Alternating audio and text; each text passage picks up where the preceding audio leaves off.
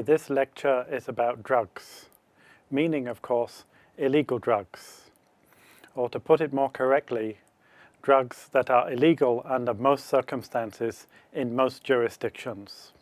We can divide these illegal drugs into three different types. There are natural chemicals, mostly from plants but also from other creatures. And typically these have been used since ancient times, mostly by people who you might refer to as medicine men. And they might have been used as medicines. Morphine, for instance, from the opium poppy, has been in use for millennia. Or they might be used for religious experiences. The so-called medicine men or shamans might take the plants that contain these substances and go into some kind of hallucination and think they're communing with the spirits or with the gods. With the advent of modern chemistry in the 19th century, it became possible to take these substances from nature and then modify them by artificial means to generate new compounds with different activities. And these modified natural compounds we would refer to as semi-synthetic compounds. An example of a semi-synthetic compound, which in this case is perfectly legal, would be aspirin. It's derived from a chemical that occurs naturally in willow trees. The last class are the purely synthetic compounds.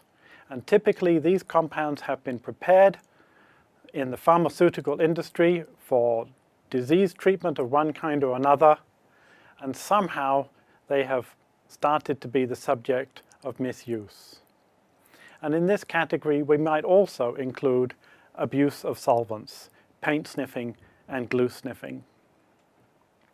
But whichever category the compounds, the chemicals come from, they can lead to physical and psychological addiction. It's certainly nothing new. This is a quotation from Georg Steller, who was an early explorer in Siberia back in the 18th century. And as he was traveling through the wilderness of Siberia, he came across this tribe who really liked mushrooms. But they didn't like mushrooms in the way that you or I might like mushrooms, maybe fried with a little red wine and garlic or something. They liked these mushrooms called the fly agarics, which they would dry and eat. And because of this chemical, ibotenic acid, that's present in the mushrooms, the people who ate them would become intoxicated and hallucinate. Now, of course, these mushrooms were very popular in this tribe, so they commanded a high price, so the poor people couldn't afford the mushrooms themselves. But according to Steller, what the poor people would do would be to collect the urine of the people who had eaten the mushrooms and then drink the urine and get the same experience, if not better. And they could do this because the body gets rid of this ibotenic acid by excreting it into the urine. It's not just mushrooms. This is the peyote cactus. It contains the chemical mescaline, which is biologically active. And this cactus has been used in various religions in Mexico for many, many years. And it spread to the Native Americans of the Southwest United States in the 19th century. And they too used it for religious purposes. Because of the mescaline present in the cactus, this is illegal in the United States, with the exception of those who use it for religious purposes. One of the best-known drugs that have come to us from ancient times is cannabis, which, as you can see, is known by many different names. So in ancient times, cannabis was well known throughout Asia, China, India, and the Middle East. And one of the uses for this plant was very simply to make rope. Hemp fibers turn out to make very good rope, and nowadays in many countries they're used for things like bags and sacks and so forth. But certain parts of the plant contain potent chemicals that act on the brain. The first Europeans to come across cannabis were possibly the Crusaders. In the time of the Crusades, there was a mysterious organization run by the so-called Old Man of the Mountains. And this was an organization which would supply assassins. And the people who worked for this organization, according to stories that are passed down, would do absolutely anything on the orders of this Old Man of the Mountains.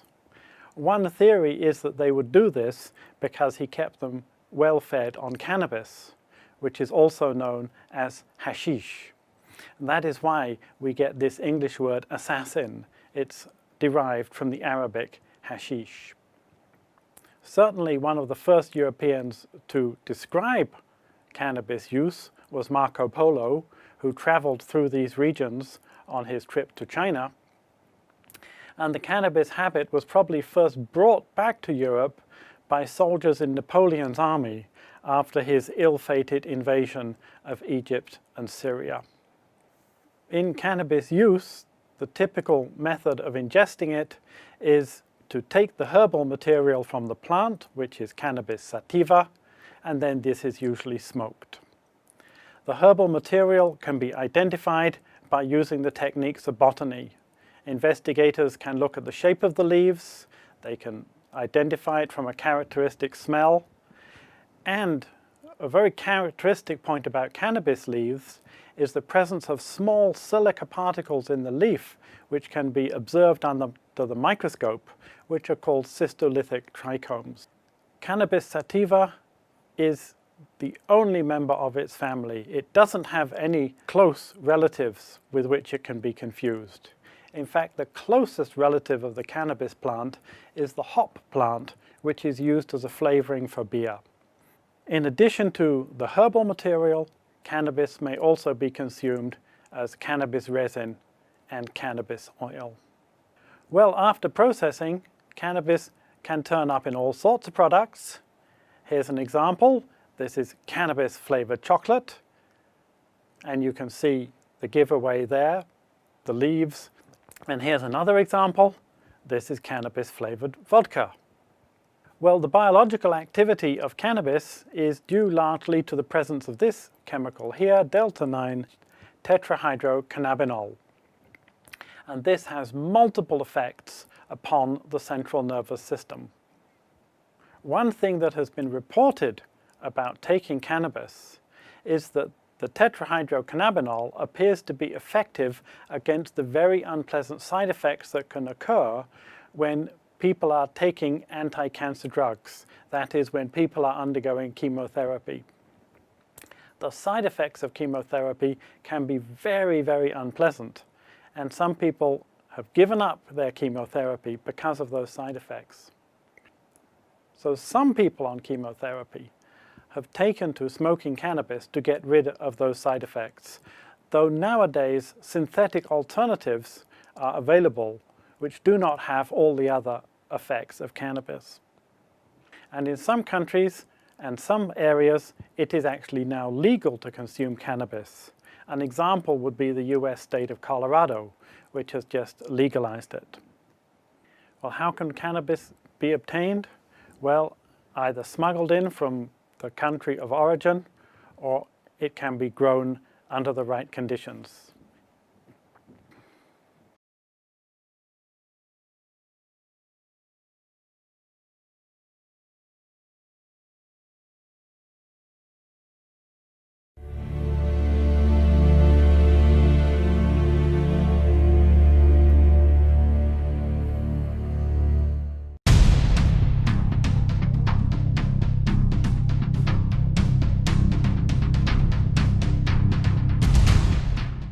(1492) is one of the most significant dates in world history, because that is the date on which Christopher Columbus sailed across the Atlantic and discovered the Americas.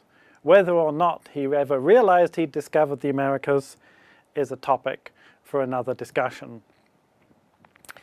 In the Americas, there were numerous species which did not occur in the Old World. And likewise, in the Old World, there were numerous species that did not occur in the New. But Columbus's crossing of the Atlantic allowed those species to intermingle, and this is called the Columbian Exchange. And the Old World did very well out of it, and gained many valuable and useful species from the New World.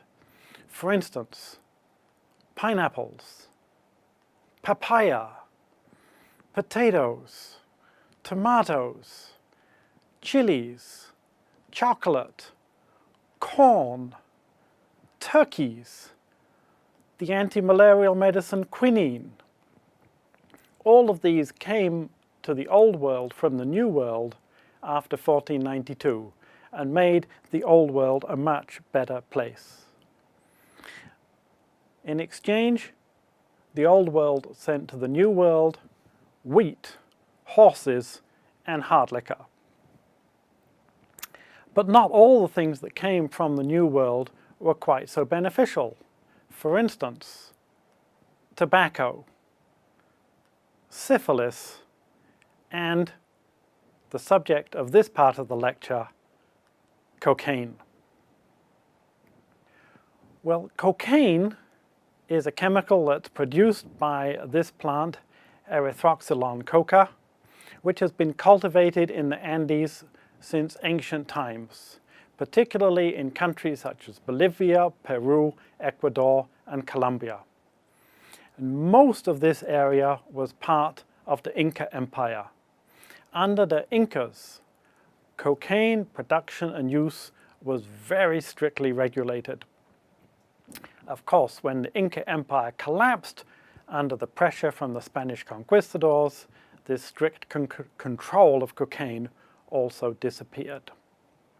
Now, why did the people up in the Andes grow the coca plant? And the reason is that living up in the Andes at such high altitude, you need a lot of stamina. And small doses of cocaine, which you could obtain, for instance, by chewing some coca leaves or drinking some coca tea, boost your physical stamina. And visitors to high-altitude areas of these countries today may well still be offered a cup of coca tea to help them cope with the altitude. In fact, it is still widely cultivated in South America, and many of the poor farmers in these parts of South America still depend on this plant for their livelihood. Indeed, the current president of Bolivia, Evo Morales, was a former leader of the Coca Farmers Union in that country. Well, how did cocaine get out of South America? Well, after Columbus's discovery, for as long as possible, the Spanish tried to close their empire in South America from the rest of the world. They didn't want other countries benefiting from the trade with their empire. So it's only with the collapse of Spanish power in South America in the early part of the 19th century that materials such as coca could come to North America and to Europe. And when people first experienced the effects of coca, they thought it was wonderful. And so it initially became very fashionable. But when the side effects became apparent, it was very quickly banned. Early users who thought it was good stuff include Sherlock Holmes and Sigmund Freud.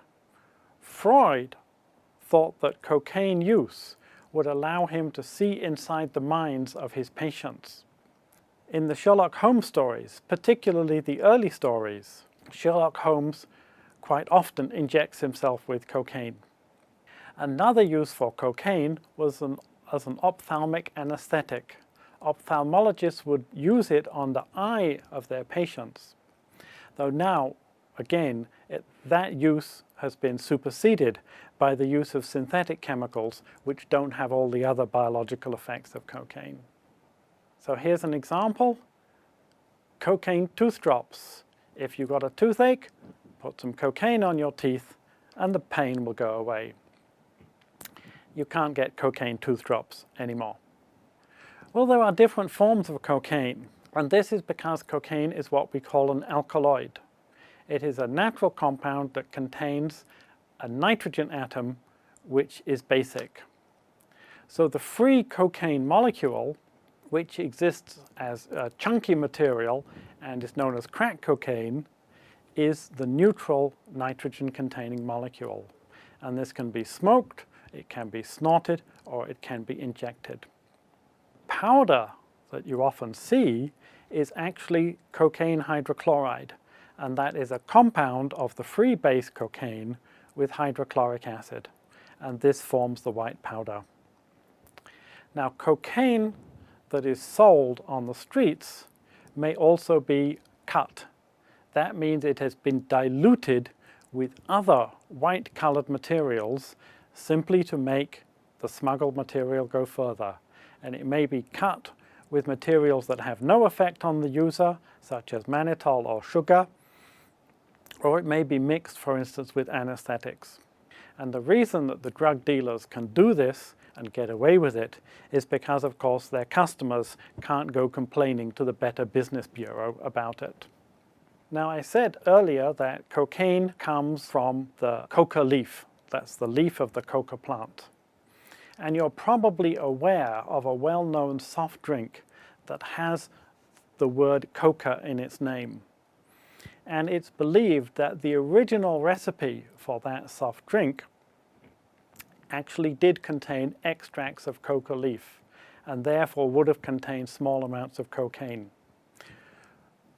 It's well known, it's famous that the recipe for that soft drink is a secret, but we can be quite confident that nowadays that has been removed from the recipe. The other part of the name, of course, is cola, and cola is this tree here, and cola is a flavoring ingredient extracted from the nuts of this tree. A refreshing beverage after a long day's mook. But have you ever considered that the process of making a cup of tea is analogous to the process used to extract chemicals such as cocaine? In both cases, we're extracting a psychoactive substance from processed plant material. In the case of tea, we're extracting caffeine from the dried leaves of Camellia sinensis using a solvent. That solvent, of course, is hot water. In the case of cocaine, you're extracting the chemical from the dried leaves of Erythroxylon coca, and you can do that using hot water, but it's probably more efficient with an organic solvent. In each case, there's no actual chemical change.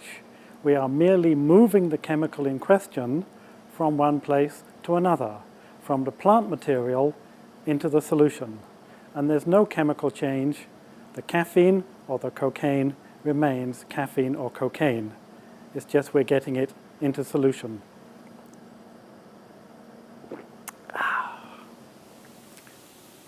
We're back in the NTU chemistry teaching lab, and we're going to be extracting a psychoactive substance.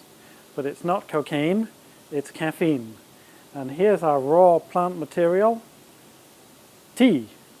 This is our solvent, which is water. So we can simply put the plant material in the solvent. Now, plants contain more than one chemical, and tea contains a lot of other chemicals, which are actually the ones that give it the flavor.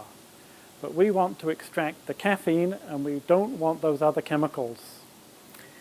Now, most of those other chemicals, the tannins, are acidic. So I'm also adding some base. This is calcium carbonate, which chemically is chalk. And that will absorb those tannins and help us get purer caffeine at the end of the experiment. So that's in cold water. Now we've got to heat it up to extract the caffeine from the tea leaves into the solvent.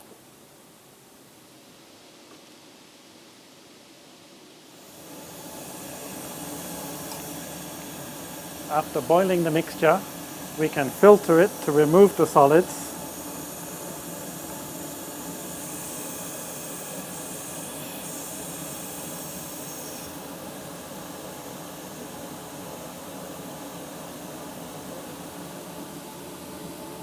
So this is our filtrate, and it has cooled down to room temperature.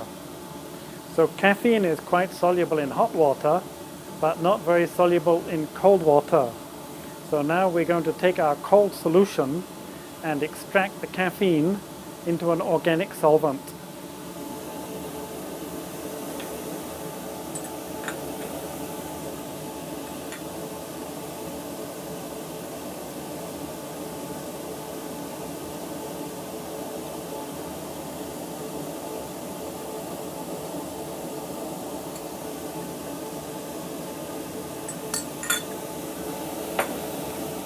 So I put the tea that we have made into this separating funnel.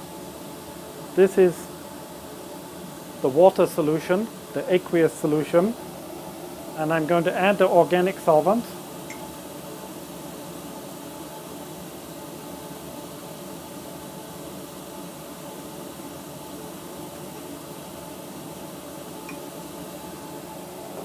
Because the organic solvent does not dissolve in water, you can see that two layers form.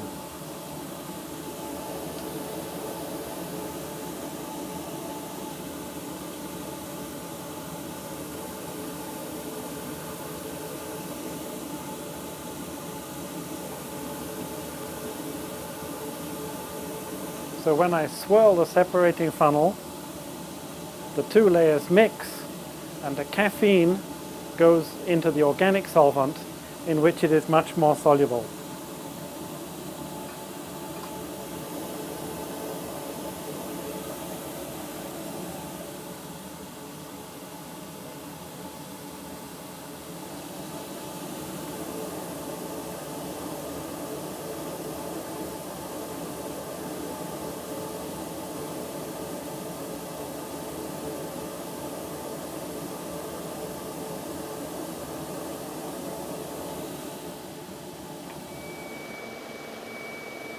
So we have separated the organic layer, and now we can evaporate the solvent. The best way to do that is with a rotary evaporator.